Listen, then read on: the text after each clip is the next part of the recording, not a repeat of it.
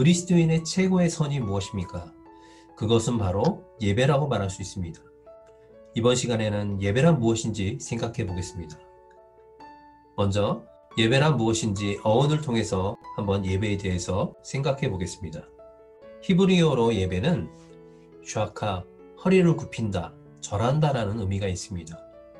헬라어로는 입을 맞추다, 경배한다, 항복한다, 존중한다, 복종한다 이런 의미가 있습니다. 영어로는 숭배, 예배, 흠모, 신앙의 의미가 있습니다.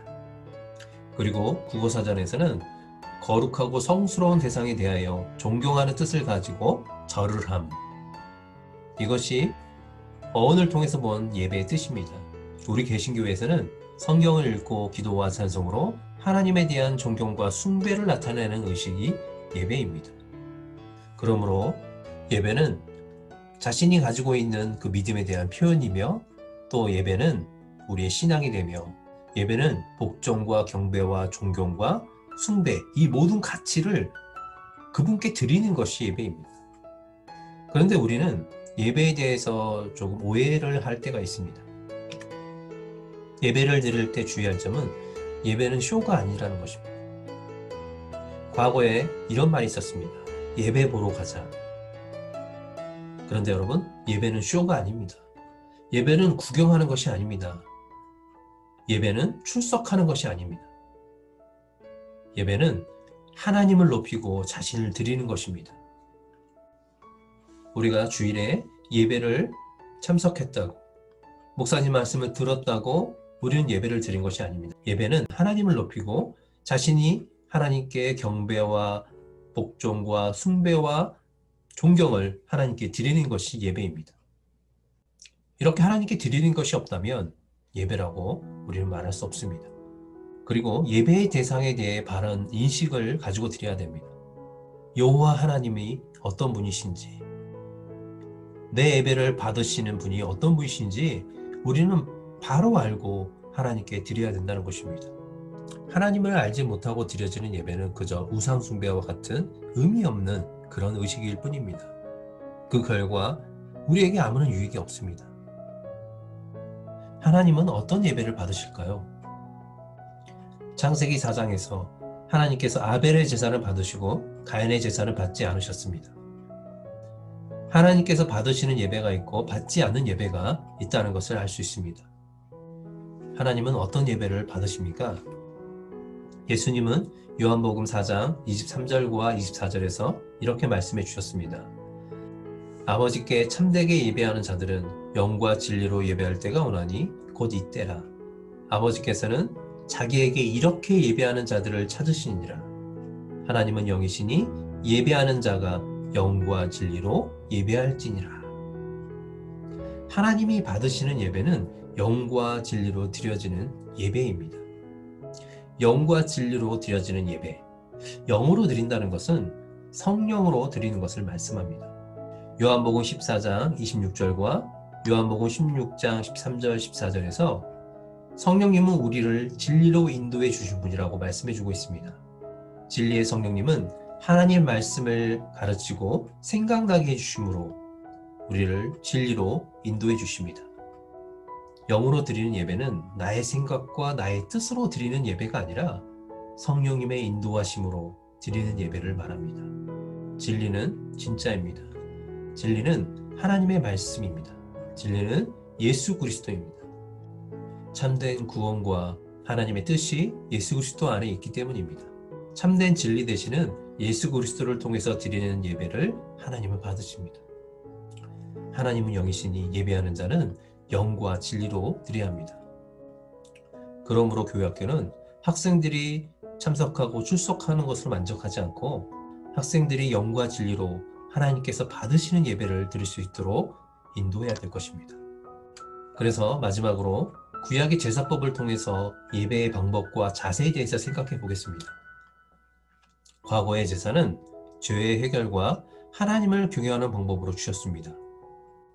구약의 제사는 어떻게 드려졌습니까? 레위기 말씀에 하나님께 드려지는 제사에 대해서 자세히 말씀해 주고 있습니다. 그런데 우리는 레위기 1장 번제 내용을 통해서 하나님께 어떻게 제사를 드려야 하는지 찾아보고 생각해 보겠습니다. 첫 번째, 하나님께 제사를 드리기 위해 무엇을 해야 합니까? 2절입니다. 너희 중에 누구든지 여호와께 예물을 드리려거든 가축 중에 소나 양으로 예물을 드릴지니라.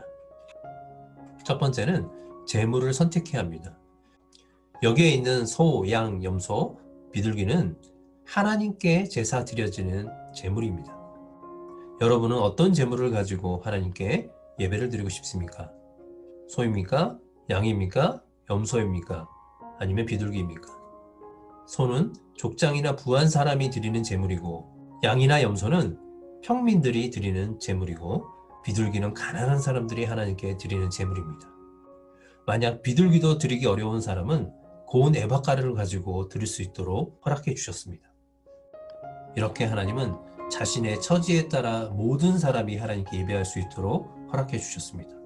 그런데 소를 드릴 수 있는 형편을 가진 사람이 양이나 염소 아니면 비둘기 가지고 하나님께 예배를 드린다면 하나님은 그 예배를 받으시겠습니까?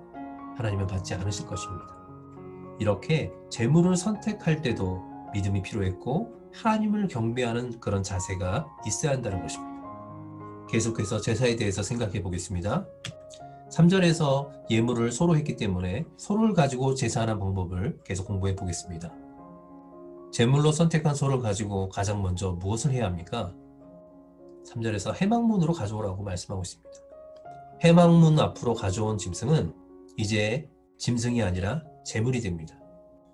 제사는 하나님께서 지정하신 장소에서 하나님께서 지정하신 방법대로 드려야 합니다. 이스라엘 12지파 사람들은 자신들이 사는 곳에서 제사를 드리는 것이 아니라 해막, 하나님의 성전에 와서 제사를 드렸습니다.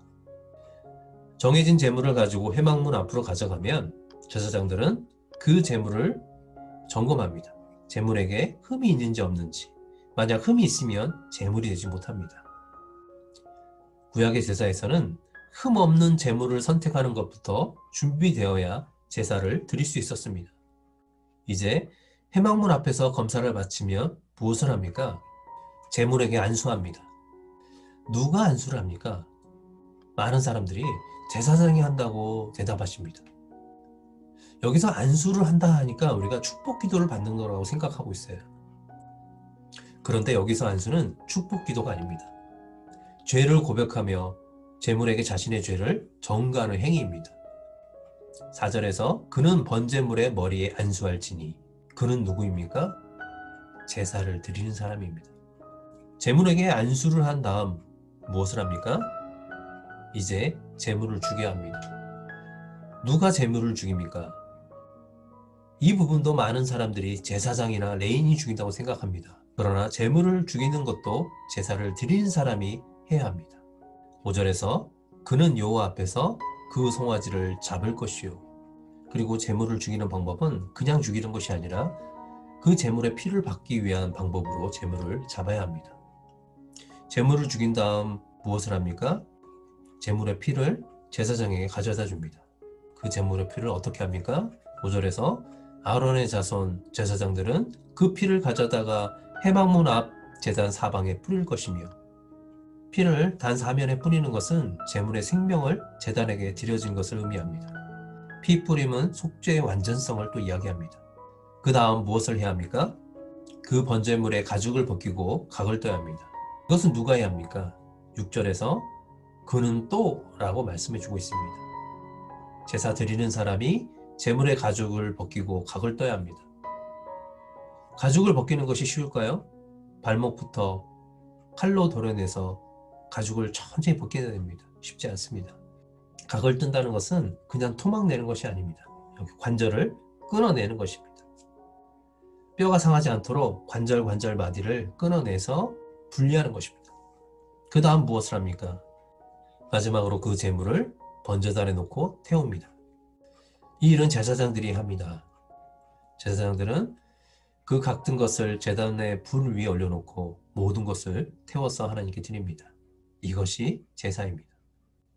구약의 제사를 보면 제사 드리는 자가 참석하는 것이 아니었습니다. 구경하는 것이 아니었습니다. 바라보는 것이 아니었습니다. 구약의 제사는 드리는 자가 함께 참여했으며 그들이 헌신했으며 그들이 희생했으며 하나님께 드렸습니다. 그리고 제사장들은 그들을 도와서 하나님께 그 제물을 연락해 드렸습니다. 이것이 구약의 제사였습니다. 이제는 우리가 이런 제물을 가지고 수고할 필요가 없습니다. 이런 방법으로 드릴 필요가 없습니다. 그러나 하나님은 이런 믿음과 헌신, 희생이 있는 예배를 하나님께 받으십니다. 예수 그리스도를 참되게 믿음으로써 성령의 인도함에 따라 헌신과 희생 그리고 믿음으로 드리는 예배가 하나님께서 받으시는 예배입니다. 예배는 참석으로 끝나는 것이 아닙니다. 예배는 참여하는 것입니다. 우리가 하나님께 경배를 드리는 것이고 복종을 드리는 것이며 우리가 믿음을 드리는 것이 예배입니다. 하나님은 이런 예배를 받으십니다. 우리가 드리는 예배가 이런 예배이기를 축복합니다. 그러므로 교사는 학생들이 바르게 하나님을 예배할 수 있도록 인도하고 그 예배를 도와야 할 것입니다. 하나님을 경외하는 삶을 살 수 있도록 가르치고 하나님께 영과 진리로 예배드리는 예배자가 될 수 있도록 우리는 이끌어야 할 것입니다. 교사에게 이 사명이 있다는 사실을 기억하시고 하나님께서 받으시는 예배, 진정한 예배가 우리 안에 드려지기를 다시 한번 축복합니다.